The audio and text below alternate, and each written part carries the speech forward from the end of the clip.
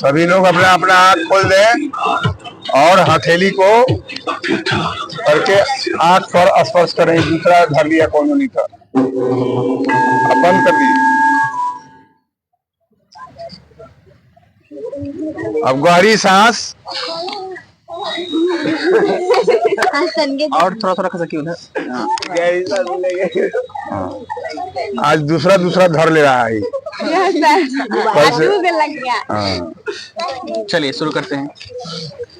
जय श्री कृष्ण। जय Shri Krishna. Gita for students कार्यक्रम में आज हम लोग अध्याय 4 का 17वें श्लोक को पढ़ेंगे। कर्मणो यपि बोद्धव्यम बोद्धव्यम च विकर्मणः कर्मणो यपि बोद्धव्यम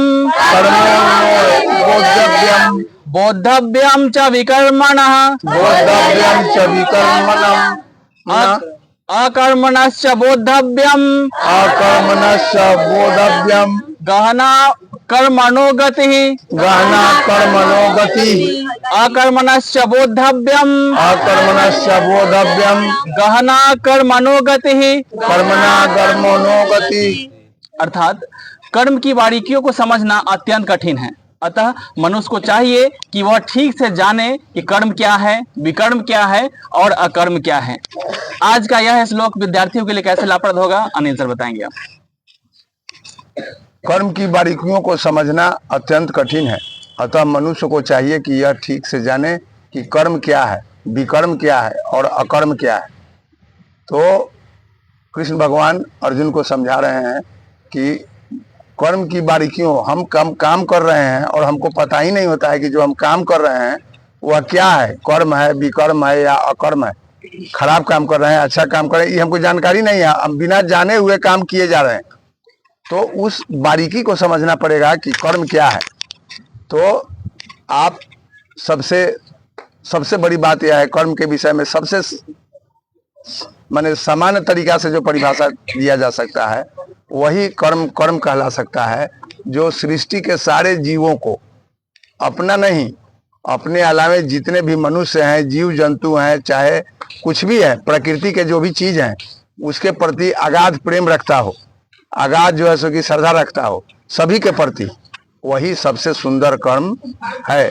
और किसी का दिल दुखाना, किसी भी आपके काम से किसी का दिल दुखता है तो समझिए कि वह कर्म सही कर्म नहीं है। एक कहावत है कि अष्टादश पुराणेषु व्यासम द्विवचनम परोपकार पुण्याय पापाय परपीड़नम। माने अष्टादश का मतलब हुआ अष्ट और 10, 18 पुराण।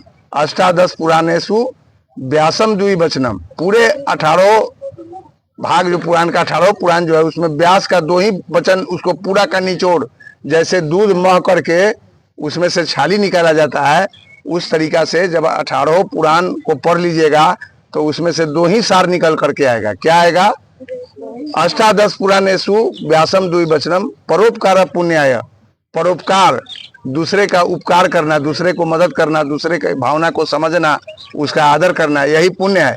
और पापाय परपीड़नम, पर माने दूसरा, दूसरे को पीड़ा पहुंचाना, पापाय परपीड़नम, दूसरे को पीड़ा पहुंचाना, किसी भी तरीका से पीड़ा पहुंचाते हैं तो वही पाप है। पूरा का निचोड़ यही है। अब अगर जो हम 18 पुराण नहीं पढ़ सकते हैं तो यह 2 चीज जाने कि अष्टादश पुराणेषु व्यासम द्विवचनम परोपकार पुण्याय पापाय परपीड़नम। याद रखिएगा। तो यही समझा रहे हैं कि कर्म के बारीकी को समझिए तो विद्यार्थी इसका लाभ ऐसे उठा सकते हैं कि आप भी बहुत सा ऐसा काम करते हैं, आपको लगता है कि हम तो काम कर रहे हैं लेकिन वांछित रिजल्ट नहीं मिल रहा है। हम जितना मेहनत कर रहे हैं हम उसकी वांछित परिणाम हमको प्राप्त नहीं हो रहा है। तो आप अपने अंदर झांकिए कि जो हम कर्म कर रहे हैं क्या यह कर्म सही कर्म है। आपको जाना हो छपरा और बैठ जाइए जो है सो कि समस्तीपुर के ट्रेन में, तो छपरा जाइएगा?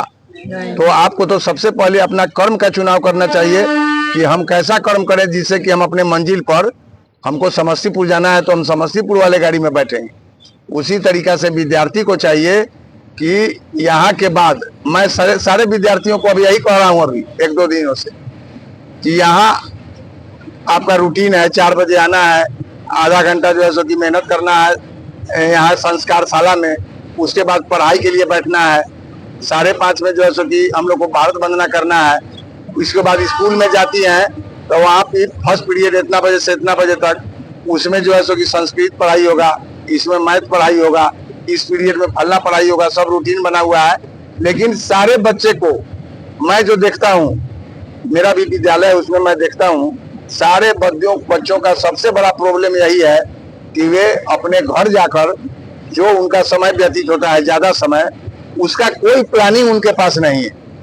अगर जो उसका योजना बना ले वो कागज कलम पर कि हाँ यहाँ से जाने के बाद हम इतना देर स्नान करने में लगेगा, उसके बाद खाना खाने में इतना समय लगेगा, उसके बाद हम स्कूल जाएंगे तो स्कूल के बाद हम आएंगे वहाँ से तो इतना देर आराम करेंगे, उसके बाद खेलने जाएंगे, उसके बाद हाथ गोड़ धो करके 1 घंटा इस विषय में जो होमवर्क मिला है उसको बनाएंगे, उसके बाद इस विषय में होमवर्क मिला है इसको बनाएंगे।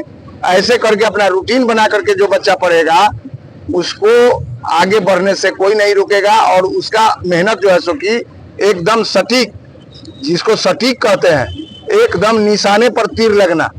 आप जो तैयारी करिएगा उस तैयारी में आप बिल्कुल सफल होइएगा। होता क्या है कि बाढ़ के पानी की जैसा, बाढ़ का पानी कैसे है अभी, यह नदी जो है सो दोनों पाट किसको कहते हैं, किनारा, दोनों पाट के बीच में यह नदी बंधी हुई है, इधर उधर नहीं फैल रही है। लेकिन जब बाढ़ आ जाता है तो क्या होता है, पानी इधर भी फैल गया उधर भी फैल गया और उसका परिणाम यह होता है कि उस पानी का सही उपयोग नहीं हो पाता है। तो उसी तरीका से विद्यार्थी को भी अपना जो समय उनका है उस समय को बहुत सोच समझ करके उसका रूटीन बनाइए और प्रयास कीजिए कि हमारा सारा समय स्वास्थ्य, खेलकूद और बाद बाकी सारा समय जो है सो कि विद्या अर्जन पर लगे।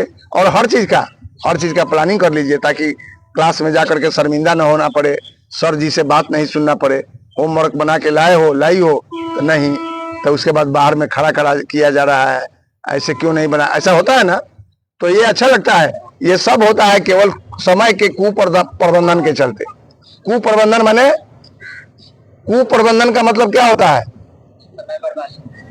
खराब प्रबंधन, खराब व्यवस्था। कु माने, कु जब उसमें लग गया, कुप्रबंधन का मतलब हुआ कि खराब व्यवस्था। अगर कुप्रबंधन हुआ समय का, समय को अगर योजना गलत बना दिए तो आपका यह सब डांट सुनना पड़ेगा, स्कूल में जाइएगा तो बात सुनना पड़ेगा। तो इस सब से बचना है तो वहां भी रूटीन बना करके रहिए, सब कोई बना करके लाइए, दिखाइए, तब हम लोग को लगेगा कि आप लोग सही में सीरियस हो रही हैं। और जो 9 क्लास के बच्चे हैं उनको तो एकदम बिना समय गंवाए हुए अपने समय का एक चार्ट बनाना चाहिए, क्योंकि वह एकदम अपने भविष्य के प्रवेश द्वार के गेट पर खड़े हैं। अगली बार उनकी परीक्षा होने वाली है। तो हमको तो लगता है कि कर्म की बारीकियों को समझने का मतलब यही है कि आप समझिए कि हम अपने कर्म को जो कर रहे हैं, कहीं ऐसा तो नहीं है कि हम सोच रहे हैं कि हम अच्छा काम कर रहे हैं। अब आप लोगों ने रक्षा में हत्या पढ़ा है। रक्षा में हत्या, हम लोग के समय में एक किताब में एक कहानी हुआ करती, कोई जानते हैं? एक छोटा छोटा बच्चा, आप लोग के जैसा बच्चा, कबूतर अंडा दी हुई थी। उसको जा करके उसको लगा कि अरे इस अंडा को ठंडा लग रहा होगा, उसको उठा करके और उसको जो है सो उसको बढ़िया जगह पर रख करके उसको तोप दिया। उसका परिणाम यह हुआ कि उसका अंडा खराब हो गया और वह अंडा बच्चा नहीं बना, उसको वो फूट गया। आप उसका जो नियम है कि उस अंडा को जब तक वो बच्चा नहीं बनता उसको कोई छुएगा तो खराब हो जाएगा। तो वो तो बच्चा गया उसका भला करने के लिए, उसको तो मन में था कि इसको ठंडा लग रहा होगा, इसको अच्छा जगह पर रख देते हैं, लेकिन परिणाम क्या हो गया? खराब। तो इसलिए वो ऐसा भी कोई काम ना करिए कि आपको लग रहा है कि हम अच्छा कर रहे हैं लेकिन वह गलत हो जाए। तो इसके लिए कर्म की बारीकियों को समझना जरूरी है।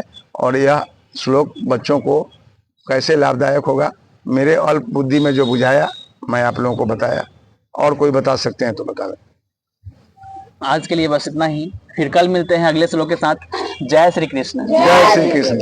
अभी जन जागरण मंच की जय। हरियर क्षेत्र जन जागरण मंच की जय। हरियर क्षेत्र जन जागरण मंच की जय। धन्यवाद। धन्यवाद। अभी सब